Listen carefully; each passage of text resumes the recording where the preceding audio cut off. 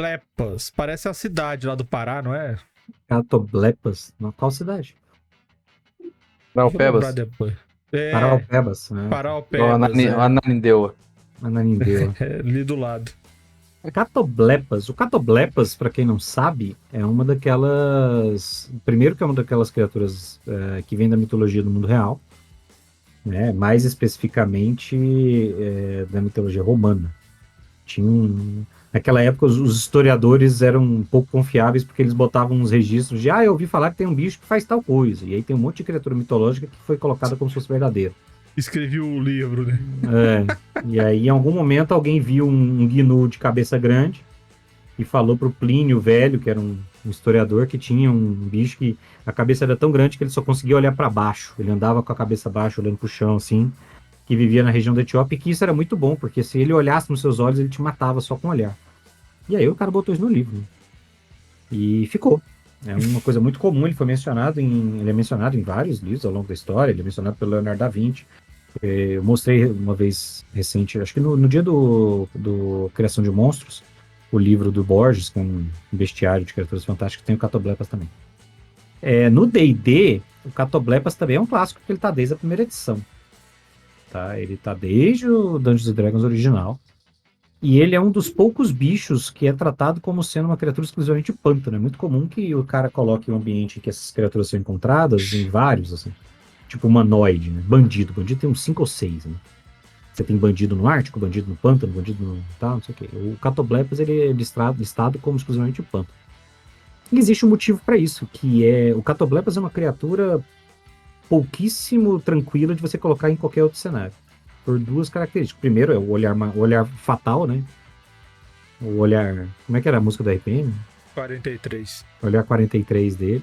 Aquele assim, meio de lado. Meio de lado, já saindo. Porque basicamente, se ele olha para você, se você estiver dentro de um raio de 9 metros, você vai fazer um save throw de constituição, um teste de resistência de constituição. Se você falha, é metade. Se você passa, né? Se você falha, você toma 8 de dano necrótico. Se você falha, você toma metade. Mas se você falha por... Aliás, se você passa, você toma metade. Se você falha, você toma inteiro. Mas se você falha por mais de 5 em relação à dificuldade, você toma um dano fixo de 64 de dano necrótico. Você toma dano máximo. E se por acaso isso te levar o seu ponto de vida para 0, você morre imediatamente. Não tem save throw, não tem teste de resistência, não tem rolagem para save para morte. Então é um bicho perigoso. Muito perigoso. De modo que seria muito difícil que esse bicho convivesse com outros em ambientes mais abertos, né? Você ter um bicho desse numa planície da vida, numa floresta, seria complicado. E o segundo ponto é o fedor do Catoblepas. Porque o Catoblepas, ele tem essa coisa, dentro do lore do D&D, eles vão falar que ele foi criado pelos deuses da pestilência, que ele está associado a outras coisas, enfim, tem essas pataquadas. E ele tem um fedor tremendo, assim. Nível, se você chega perto dele, você tem que fazer um teste de resistência. Senão você fica enjoado, passando mal, você fica o equivalente a envenenado até o próximo turno. E aí você vai fazer testes todos os turnos até você passar em algum deles. E aí você fica imune por 1 hora. Você se acostuma rapidamente ali com o cheiro. Esse rabo dele aí é um rabo de massa. Eu tô vendo aqui agora no chat, né? Tem ele no Final Fantasy, é verdade. Que esse rabo de massa dele dá muito dano. É um negócio assustador.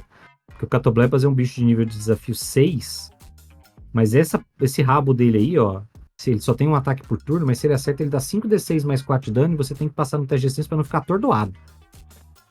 Ou seja, até pra dar porrada com esse rabo aí, o bicho é forte. Então assim, por que eu gosto do Catoblepas? Por que eu trouxe ele? Eu já usei Catoblepas em aventura.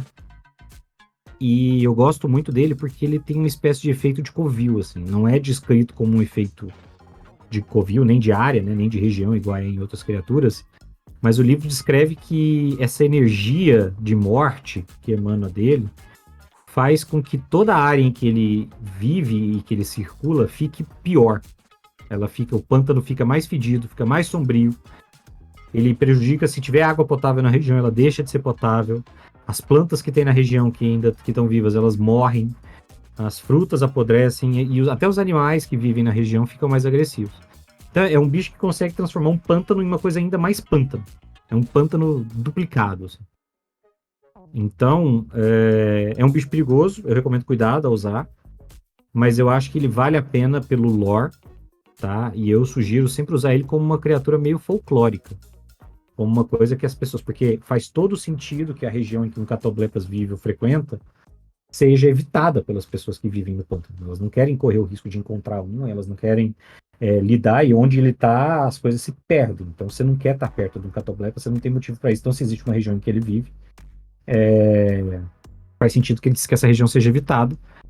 Ele não é um bicho agressivo, tá? Ele tem um comportamento de besta, ele não é um bicho agressivo, ele vive ali na dele, ele dificilmente vai atacar primeiro.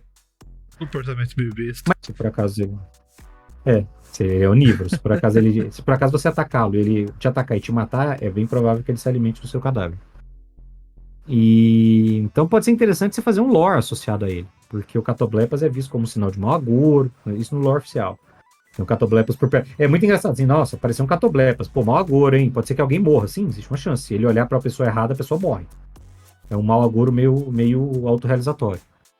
Mas as pessoas falam, porque onde tem Catoblepas normalmente tem bruxa, que bruxa cria ele, porque ele tem essa coisa de corpo, esse corpo meio boi.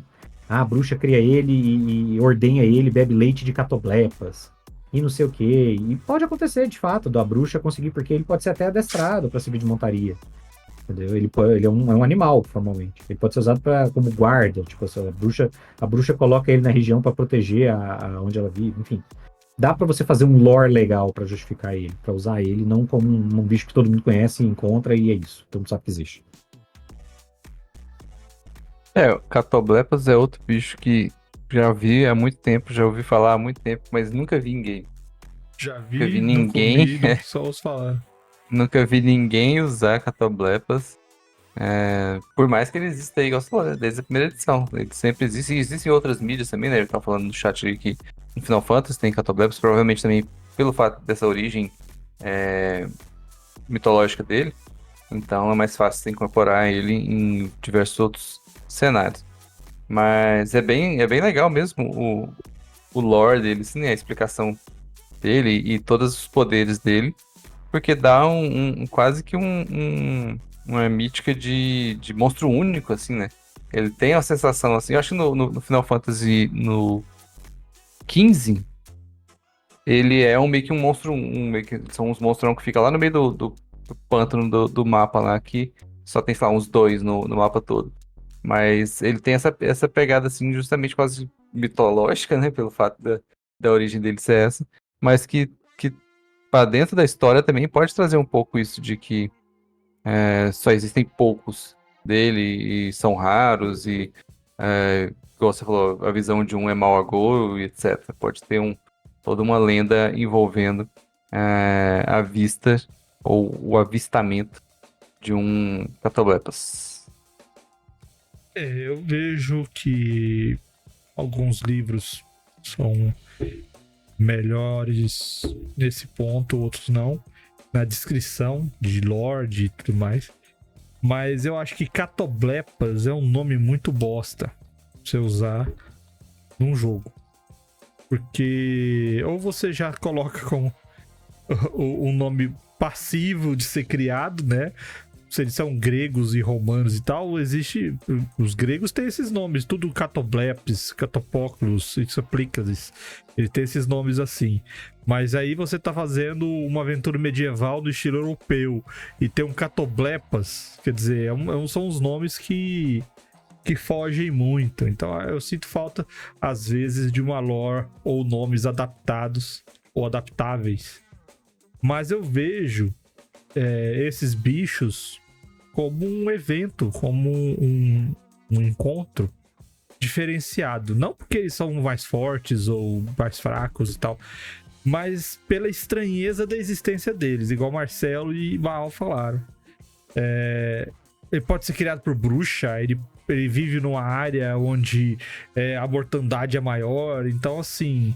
É sinal de mau agouro. E quando você trabalha esse tipo de coisa, esse tipo de simbolismo na história, você consegue marcar o jogador, né? Você marca o personagem, por consequência, o jogador. Então, às vezes, esse tipo de criatura diferentona, inesperada, inexplicável e desconhecida, eu também nunca vi ninguém usar esse bicho Pra falar a verdade, eu já vi umas imagens antigas do D&D, primeira edição, eu acho, ou era do AD&D. E da terceira edição, não lembro de ter visto ele. Então, esse é o tipo de bicho que você usa pra aquele jogador que conhece tudo. Você fala assim, é um Delver, é um... sei lá, um Quatoa. E aí o seu jogador fala assim, porque esse bicho tem defesa tanto, porque ele tem ataque tanto, o dano dele é isso, ele tem uma habilidade assim, assado. Aí você tá com um Catoblepas desse daí. Eu quero ver, rapaz, um jogador que vai conhecer a ficha do Catoblepas. Não, é isso que eu falo. Eu acho legal você já dar um susto, assim. Não é pra você botar isso com nível baixo, porque senão você corre o risco de matar um personagem na primeira interação, assim. Vocês nunca viram essa criatura olha pra você, faz um teste de resistência. Falhei, morreu. Quê? Morreu, pronto, assim? É a vida. Morreu, se morreu. Então você acha que não dá, entendeu? Por isso que eu falo, é interessante você fazer uma construção de lore em que as pessoas, ou elas obtêm informações com antecedência, tipo um alerta, entendeu? Sei lá, uma profecia. Um guia, uma profecia, uma rima que as pessoas falam. Se você vê um boi andando de cabeça baixa, nunca olhe nos olhos dele, ou você vai ver o diabo, sei lá, uma coisa assim. Algo que sirva uma pista, entendeu? Para as pessoas. Então nunca olhe pro olho de um boi com a cabeça baixa. Eu acho. Porque senão você vai ver o diabo. Você tá reclamando do nome Catoblepa, mas é porque vem do grego, que significa que olha para baixo. Olha só. É engraçado que eu tava olhando aqui na Wikipedia também. A grafia que fala é Catoblepas. Não é Catoblepas. Em português, né? Em português é Catoblepas. É por causa da falta dos acentos, né? Então aqui, ó, pra salvar este corte, que a gente faz, põe o acento no Catoblepas. Porque aí você não pode acusar-nos de falar de maneira incorreta e manchar a sua mente com um erro crasso e totalmente passível de ignorância. Eu tô há anos chamando ele de Catoblepas e um total de 0 pessoas me corrigiam falando, ei! Infelizmente nunca tive um estudante de grego moderno na minha mesa. Ninguém chegou lá, actually, né? Actually, I'm actually.